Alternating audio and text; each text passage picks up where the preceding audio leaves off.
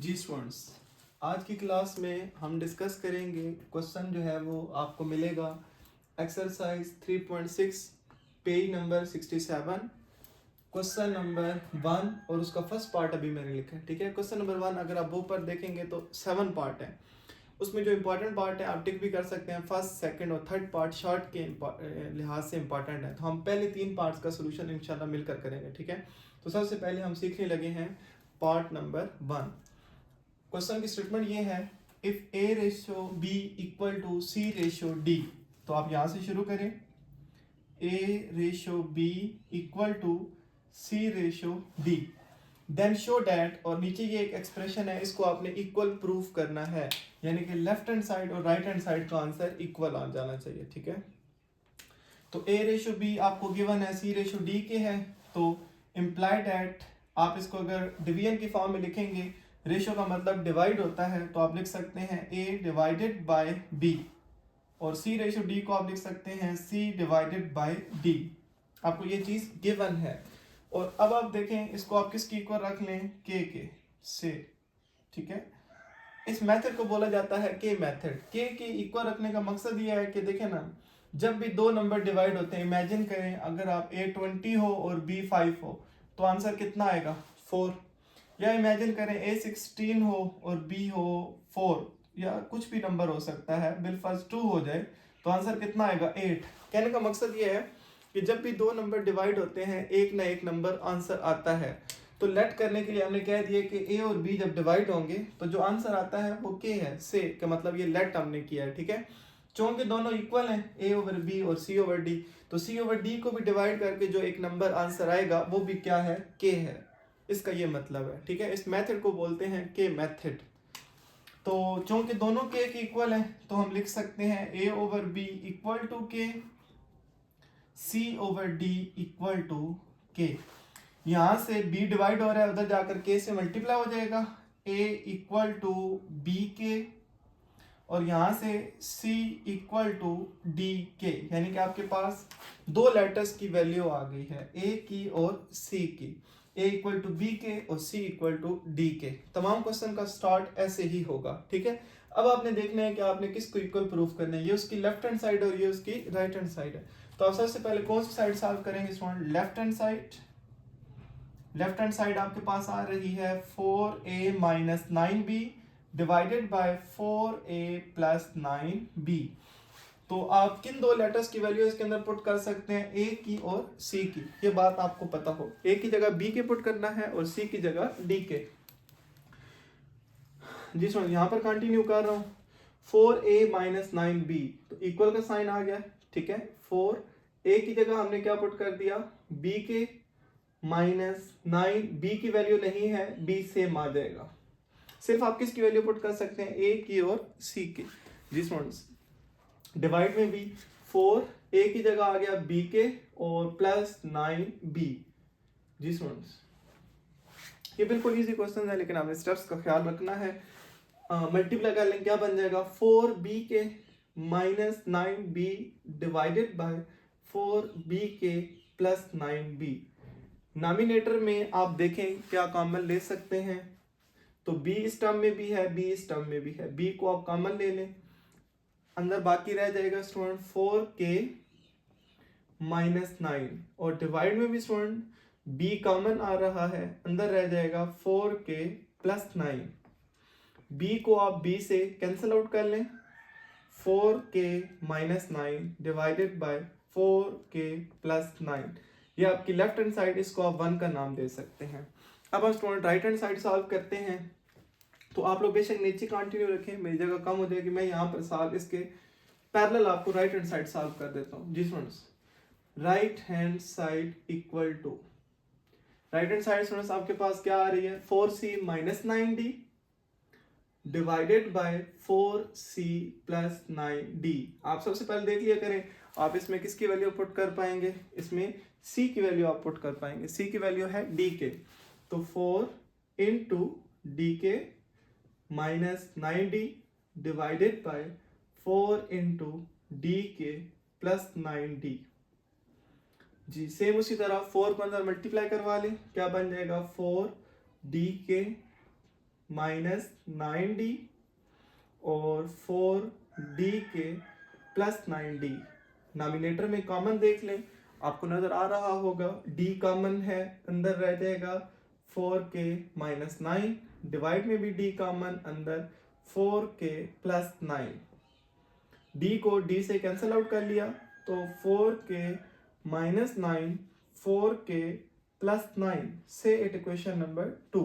तो आप देख सकते हैं फ्रॉम 1 एंड 2, फ्रॉम 1 एंड 2, चूंकि दोनों आंसर इक्वल हैं तो हम कह सकते हैं left hand side equal to right hand side. एक और स्टेप आपने नीचे लिखना है, तो डेट इज लिखकर नीचे आप ओरिजिनल क्वेश्चन अपना लिख सकते हैं कि वो क्वेश्चन हमारा इक्वल आ चुका है। इस मेथड को कहते हैं के मेथड। आप इसको नोट कर लें, हम सेकंड पार्ट लिखते हैं। जी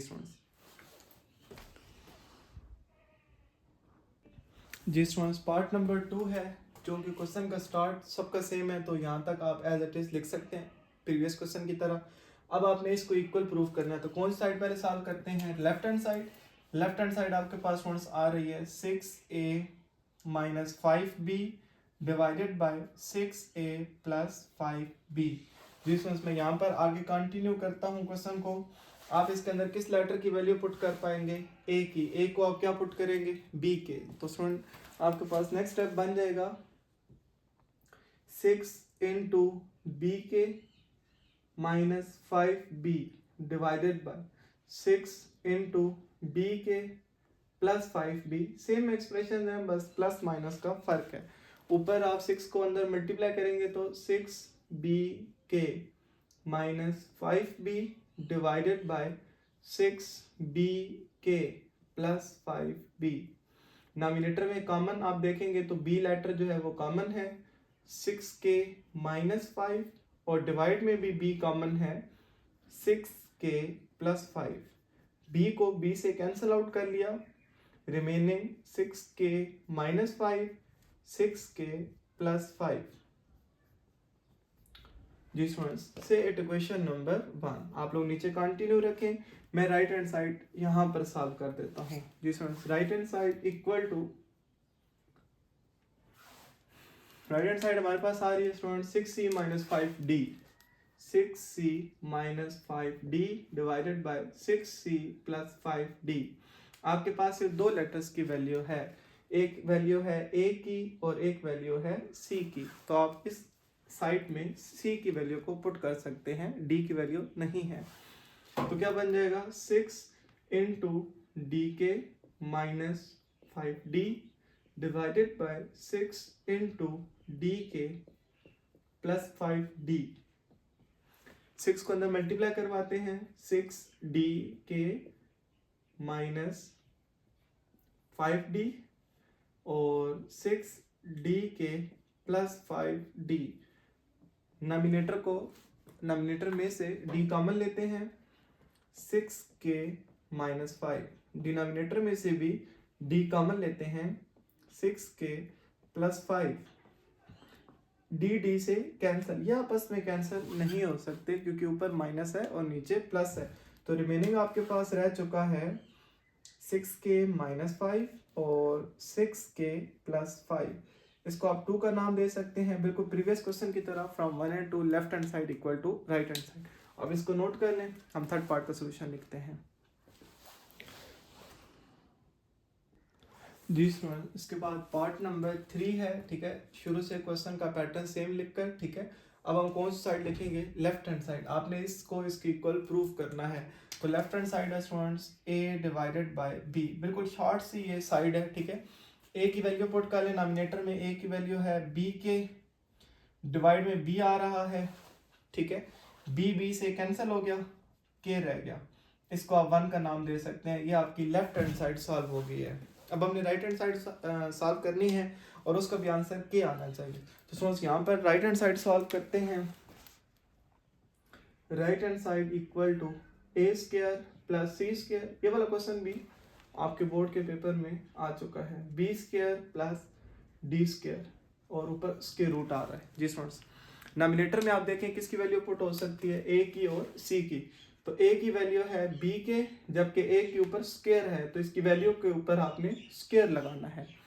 c की वैल्यू है d के, ऊपर स्क्वायर आ जाएगा, डिवाइडेड बाय, क्या आप बी और डी की वैल्यू पुट कर सकते हैं? नहीं, तो ये सेम आ जाएंगे, B square plus D square, और यहाँ पर इसके ऊपर आपके पास सेम क्या आ रहा है, स्क्वायर रूट आ रहा है।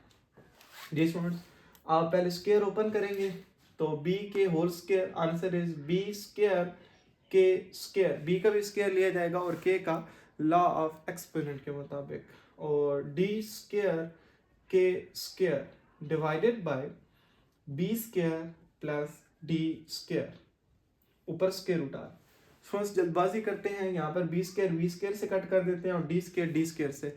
ये कटिंग अलाउड नहीं है, जब तक टर्म्स आपकी प्लस हो रही हो या माइनस हो रही हो तब आप कटिंग नहीं कर सकते। कटिंग आप कर सकते हैं जब टर्म्स आपस में मल्टीप्लाई होती हैं। तो आप पहले नॉमिनेटर में देखें, कुछ कॉमन है तो दोनों में टर्म्स में के स्क्वायर कॉमन आ सकता है, के स्क्वायर कॉमन ले लेते हैं। फर्स्ट टर्म के पास रह गया बी स्क्वायर और सेकंड टर्म के पास रह गया डी स्क्वायर, और डिवाइड में सेम आपके पास आ रहा है B square plus D square. अगर आप इसके ऊपर ब्रैकेट बना लें तो आपको और जो है क्लियर नजर आएगी कटिंग। अब के स्क्वायर अंदर मल्टीप्लावर है तो अब आपको ये कटिंग अलाउ है, B square plus D square complete B square plus D square से कैंसिल, तो रिमेनिंग आपके पास रह चुका है के स्क्वायर और ऊपर उसके स्क्वायर रूट है। स्क्वायर और स्क्वायर रूट कैंसिल कर लें, सिर्फ क्या बाकी रह गया के, और इसको बेशक आप 2 का नाम दे दें, from 1 and 2 left hand side equal to right hand side. तो ये आज की क्लास का हमारा आखिरी क्वेश्चन था। अपना ख्याल रखिएगा और दुआ में याद रखिएगा। अल्लाह हाफिज़।